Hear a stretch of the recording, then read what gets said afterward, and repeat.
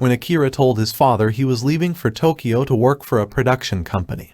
His father asked him if it was really what he wanted to do, before saying that Akira should find his dream, the biggest one he can. However, Akira thought it was ironic that a country farmer had said this. The group was about to reach Akira's hometown. Beatrix was worried for his parents' safety, but Akira was confident that they were safe. As Akira's best friend, Kensho was looking forward to meeting them, and he even declared that he would entertain them as much as he could. Shizuka noticed that Akira was nervous. Akira denied it, but he thought it would definitely be awkward, and he was worried about what to say after he had quit his job. Because of this, Akira got distracted. He failed to notice the barricade on the tunnel, and Beatrix had to warn him about it. Akira immediately checked the tunnel, and all he saw were zombies. Beatrix and Kensho got worried that the villagers had all turned to zombies, as Akira's hometown was on the other side of the tunnel.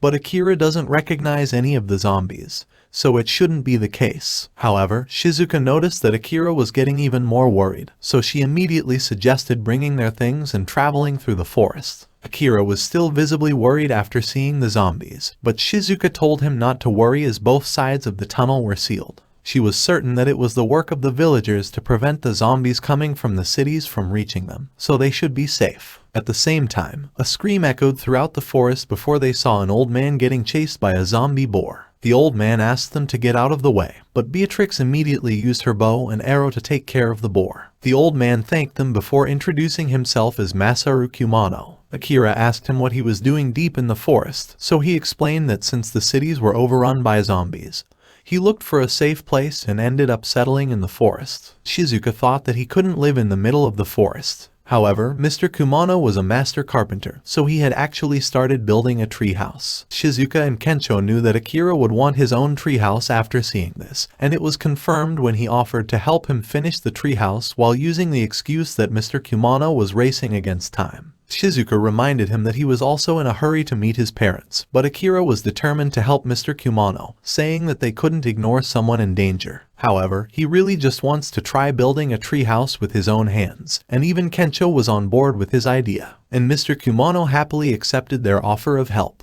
Beatrix was practicing how to write Japanese characters, while Shizuka was watching Akira and Kensho learn carpentry techniques from Mr. Kumano. Mr. Kumano explained that tree houses will be built differently from tree to tree, and he added that the tree itself will tell them how to build. Akira was confused, but Mr. Kumano told them that since the trees are the foundation of the house, if the host tree dies, the house is done for. Mr. Kumano thought that Akira really had a knack for it. Akira was happy after hearing it, and he thanked Mr. Kumano before saying that he had dreamed of having his own treehouse since he was little. Because of this, Mr. Kumano remembered that his son also wanted him to build a treehouse for him. Akira asked where his son was, but Mr. Kumano just fell silent. Then he told Akira that his son was bitten by his wife right before his eyes, and he had to deal with them with his own hands. He wanted to take his time and wait for his son to get bigger and build the house together. He remembered how people say that when you're ready to repay your parents, it's already too late. But he realized that it works the other way around too. Akira immediately offered his support, and he promised that they would finish the house together. With the group's combined effort, it didn't take long to finish the treehouse, and they didn't forget to have fun in it. However, they didn't stay for long, which even surprised Shizuka, but Akira had an even stronger urge to meet his parents after hearing about Mr. Kumano's family. The group had to climb cliffs and cross some old wooden bridges to reach Akira's hometown. Shizuka thought that he grew up in a really wild place, while Akira proudly said that he was a wild child himself,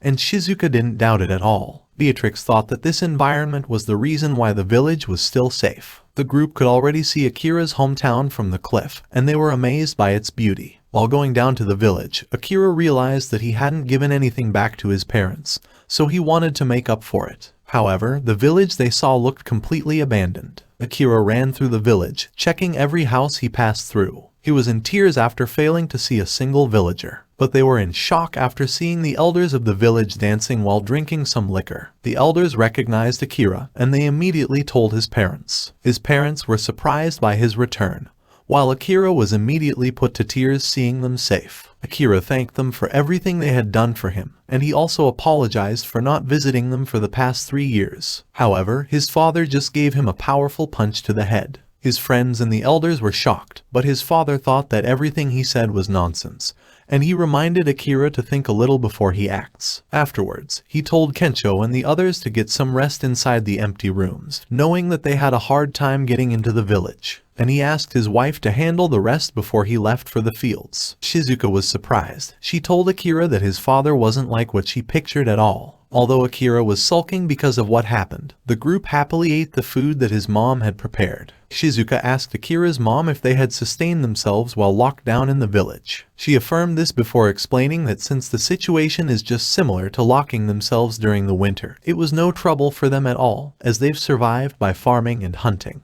Beatrix also asked about the zombies in the tunnel, so she explained that people from cities tried to enter the village. However, some of them were infected, and the infection spread around them, so they had no choice but to seal the tunnel to stop the infection from spreading. But she added that some people from the city managed to survive, and they had provided them with some empty houses where they could stay. Hearing this, Beatrix suggested adding historic home renovations to their bucket list. Akira liked the idea, but he remembered that he came back to repay his parents and be a good son. And while Kensho, Shizuka, and Beatrix were enjoying the beautiful surroundings in the village, Akira offered to wash the dishes for his mother, give her some souvenirs, and give her a massage. She thanked him for worrying about her, but she told him to just rest, thinking that he would be exhausted from his journey. But while he was resting, his father asked him to help in the fields. While plowing the fields, Akira tried to strike up a conversation with his father. He asked him how his back was, and if he was taking care of the fields alone. His father confirmed this, so Akira said that since he was now there, he could help with anything. However, his father wasn't really happy hearing it, as he was already expecting Akira to work and do his part while staying in the village,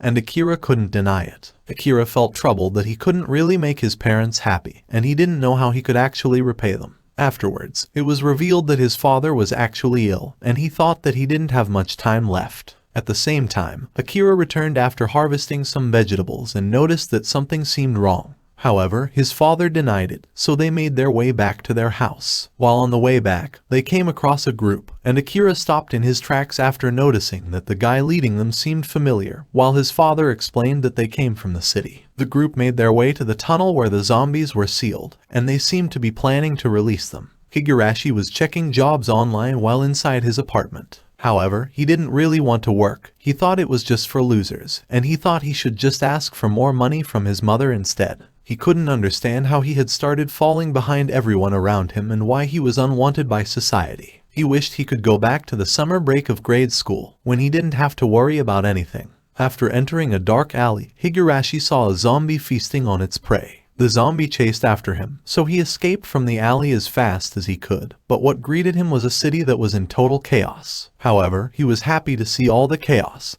He thought he was free, similar to having the summer break he wanted every single day. While getting packs of cigarettes, Higurashi noticed noises coming from a small, dark room. Although he was worried, he still opened the door, and he was greeted by the sight of 3 survivors who were desperately hiding from the zombies. After looking around, Higurashi picked up a notebook before asking the 3 survivors to join him on the fun. But all they wrote was things related to their revenge or some other nasty things. Then they named the notebook 100 Things We Want to Do Before Becoming a Zombie. Thank you all for watching. Don't forget to drop a like if you enjoy this video, and please subscribe so you won't miss the next part. And just comment down any anime you want to see in this channel.